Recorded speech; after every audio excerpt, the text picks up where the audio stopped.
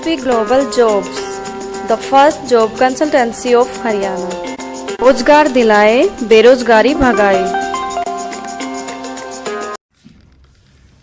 नमस्कार साथियों, मैं पवन कुमार एक बार फिर लेके आया हूँ नज़र।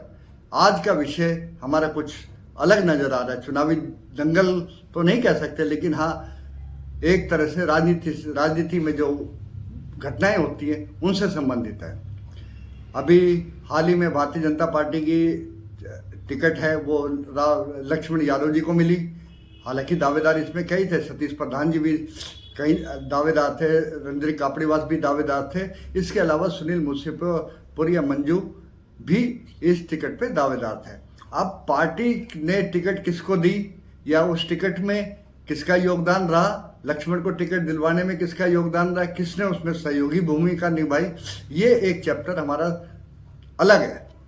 लेकिन राजनीति में कहीं किसी की शराफत का दुरुपयोग किया जाए तो वो एक तरह से बहुत गलत माना जाता है। राजनीति आमने सामने की राजनीति होती है, आरोप प्रतिरोप लगते हैं, ठीक है, वो सारी चीज़ें, और वो व्यक्ति आरोप लगाए जिसका इस घटना से कोई लेना देना नहीं है।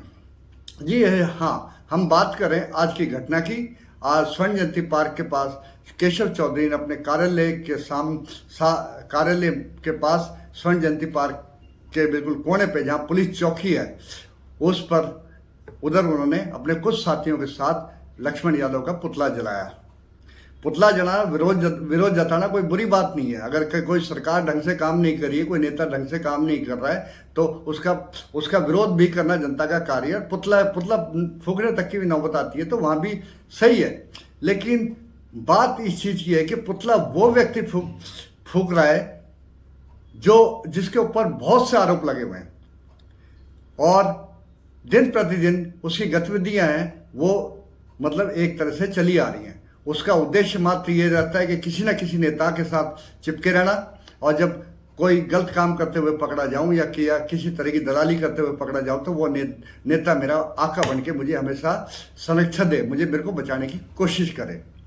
अब आप लोग सोच रहे होंगे कि पवन किस व्यक्ति की बात कर रहा है। सब जानते हैं, शहर के सारे जाने माने लोग हैं, जब पूरा मॉडल टाउन जानता है। इसके अलावा भारतीय जनता पार्टी के कार्यकर्ता भी जानते हैं, कांग्रेस के कार्यकर्ता भी जानते हैं, और हो सकता है कि अब मीडिया में उसको एक तरह से विश्लेषक बनाया हुआ था। एक चैनल ने उसे विश्लेषक बनाया था कि वो एनालाइज करता था कि भाई कौन चुनाव जीतेगा, कौन क्या जीतेगा, जिसके पहले ही जिसके ऊपर अनेक आरोप लगते आ रहे हैं।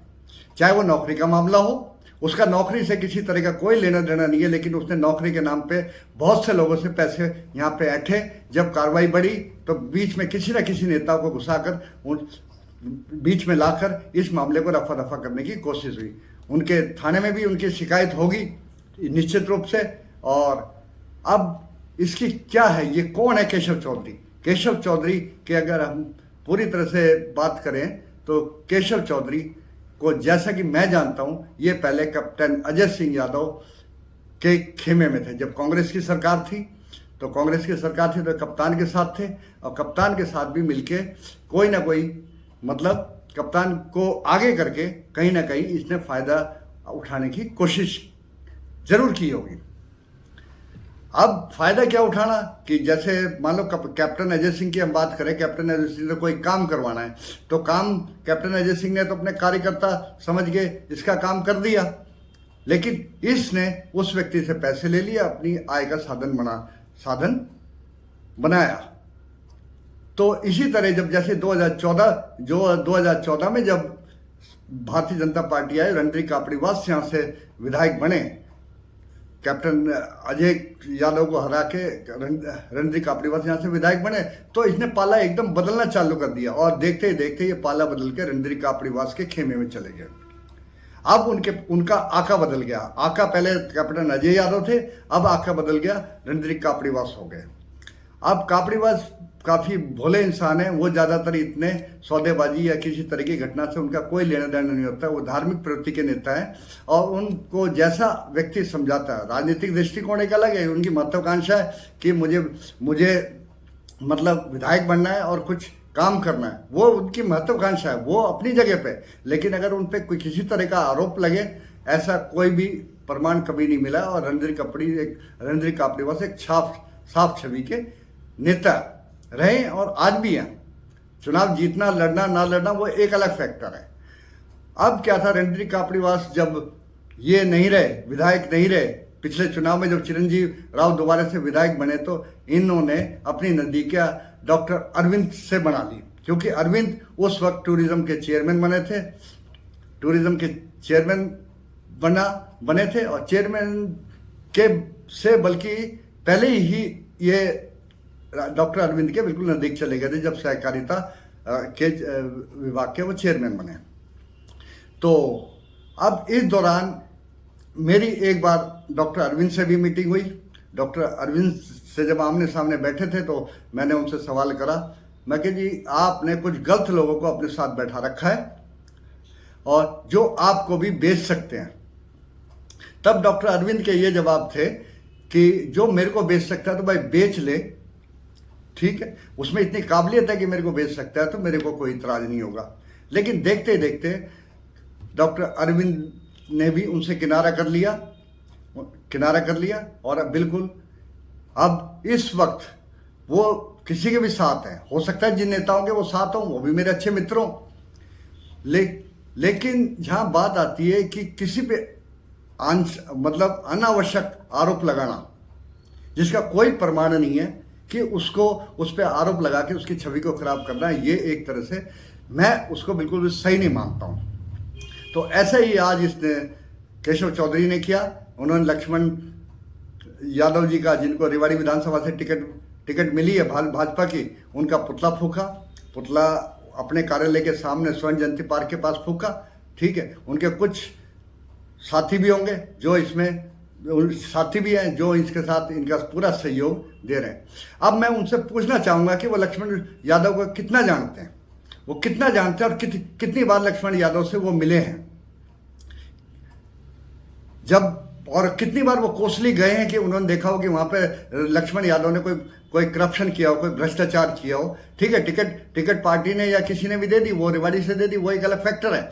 लेकिन जब बात करते हैं इनमें से जितने भी थे प्रदर्शनकारी जो विरोध कर रहे थे, उनकी एक तरह से कंप्लेंट करनी चाहिए। लक्ष्मण शरीफ हैं, लक्ष्मण जी मेरे ख्याल से किसी तरह का कदम नहीं उठाएंगे। वो सोच लेंगे कि भाई ठीक है जो हो गया सो हो गया। लेकिन वास्तविकता ये है कि अगर इसी तरह की गतिविधियां चलती रही और तो गैर सामाजिक तत्व जिनका चुनाव से कोई लेना देना नहीं, वो चुनाव में सिर्फ नेताओं के साथ इसलिए रहते हैं कि वो अपने सौदेबाजी कर सके, अपनी दुकानदारी चला सके और दलाली कर सके।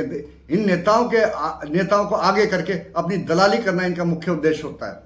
बेशक उनका अच्छा चल रहा है, चिकन कॉर्नर, बाउल रोड पे चिकन कॉर्नर चल रहा है। अब मैं भी आरोप लगा सकता हूं कि भाई उनके जो चिकन है वो 5-5 दिन तक फ्रिज में पड़े रहते हैं और वो यहाँ के लोगों को परोसे जाते हैं। 5 दिन पुराना चिकन अगर लोगों को परोसा जाएगा तो निश्चित रूप से वो सेहत के लिए हानिकारक होगी।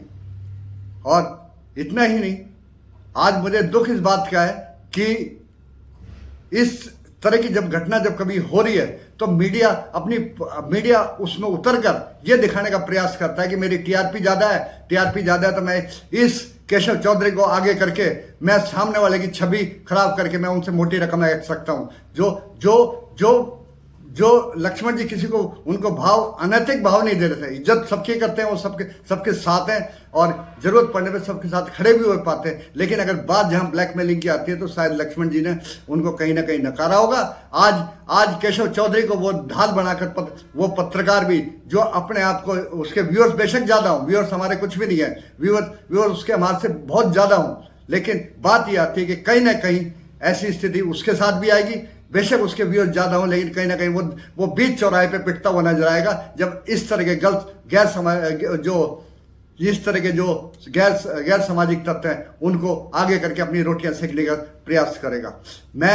मुझे बहुत दुख हुआ था कि पत्रकारिता का इस क्षेत्र में जिस तरह दुरुपयोग किया जा रहा है वो एक तरह से आने वाले समय के लिए भी बहुत खराब है। और ऐसे ऐसे दलालों के जो हथियार बन के, पत्रकारिता अगर दलालों की हथियार बन गई और उनके द्वारा इस्तेमाल करी गई तो उनका क्या भविष्य होगा, पत्रकारिता का क्या भविष्य होगा। वो अपनी भाषा ना बोल के दलालों की भाषा बोलेंगे।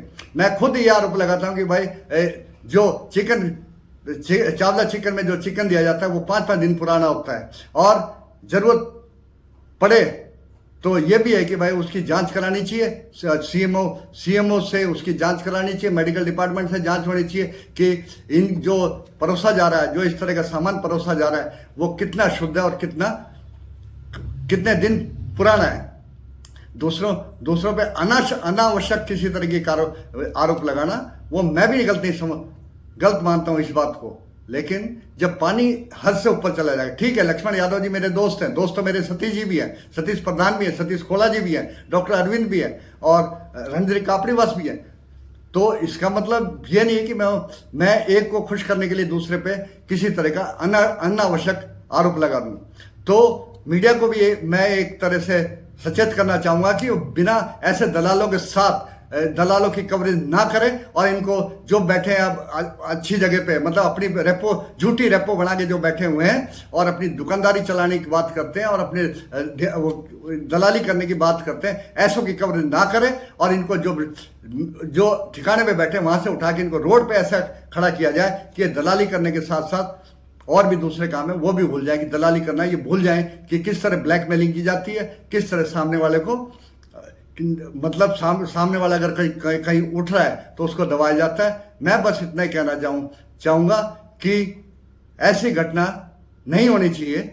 जो हो आरोप प्रत्यारोप लगेगा, यदि उन्होंने करप्शन कराया तो वो सामने आए। करप्शन का एक भी प्रमाण उन्होंने दिया नहीं कि लक्ष्मण ने क्या घोटाला कराया, क्या वो ठीक है, वो कोसली का मैटर है, वो आना भी चाहिए, जब मीडिया के बीच में भी आना चाहिए। प्रमाण तो दे कि मीडिया को कि भाई लक्ष्मण जी ने यहाँ घोटाला कराया, यहाँ घोटाला कराया। ऐसे हवा में तीर चलाने से कुछ होता है क्या? अरे केशव चौधरी जी, अपनी जवान पे लगाम दो। आपको कुछ नहीं आता। आप एकमात्र ऐसे व्यक्ति हो जो दलाली करने के लिए नेताओं से सिर्फ इसलिए जुड़ते हो कि आपकी दलाली चल सके, आप नौकरी का झांसा देके दूसरों से पैसे ऐंठ सको और नेताओं के चक्कर काट के उनको लगवा के उनसे अपनी दिहाड़ी बना सको। इसके अलावा आपकी कोई औकात नहीं है। और आपको समझ जाना चाहिए कि ये इस तरह से कोई आपका भी शेर का सवा शेर मिलेगा जो आपको घुटनों के बल चलाना सिखा देगा। मैं बस इतना कहना चाहूंगा कि इस तरह की अगर कोई घटना होती है तो हमें भी पत्रकारिता से 2 कदम ऊपर उठ के अपनी आवाज को बुलंद करना चाहिए। हम कोई किसी पत्रकार है, हम कोई किसी के पिट्ठू नहीं है, हम कोई किसी के गुलाम नहीं है कि जो जिसके अनुसार चलेंगे। जो सच्चाई है वो सच्चाई जनता में दी जाएगी और उस सच्चाई को ही जनता में परोसना चाहिए। तो ऐसे दलाल किस्म के जो व्यक्ति हैं जो मतलब जलते हैं और अपनी दलाली के लिए साधन में, हो सकता है मैं खुद कहता हूं कि लक्ष्मण जी बहुत सीधे साधा आदमी, मैं उनको 22 साल से जानता हूं।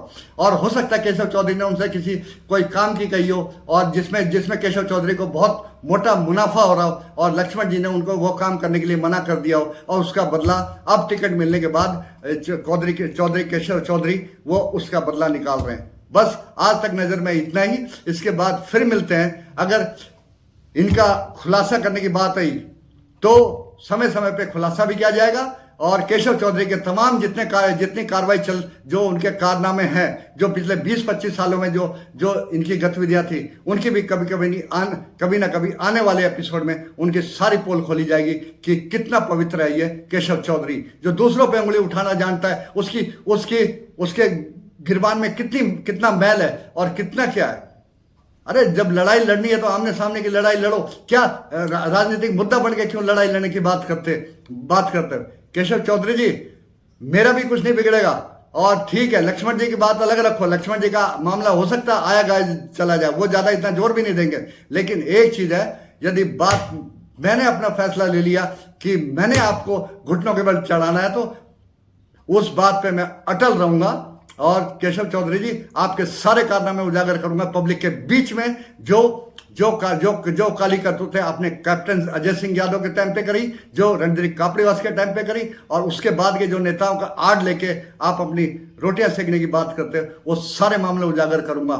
लेकिन यही बस आज इतना ही मैं कहना चाहूंगा, या तो अपने आप को सुधार लें और ये दलाली करना छोड़ दें, अन्यथा आपको भी रोड पे आना पड़ेगा। कोई आपका भी शेर का भी सवा शेर मिलेगा। बस आज मैं इतना ही कहना चाहता हूँ, ये मेरी तरफ से चैलेंज है और इस चैलेंज को स्वीकार नहीं करते तो भी मेरे को कोई दिक्कत नहीं है, लेकिन चैलेंज स्वीकार करते हो, अगर वाकई आपकी सच्चाई में दम है तो चैलेंज को स्वीकार करो, या आप रिवाड़ी रहोगे या मैं रिवाड़ी रहूंगा।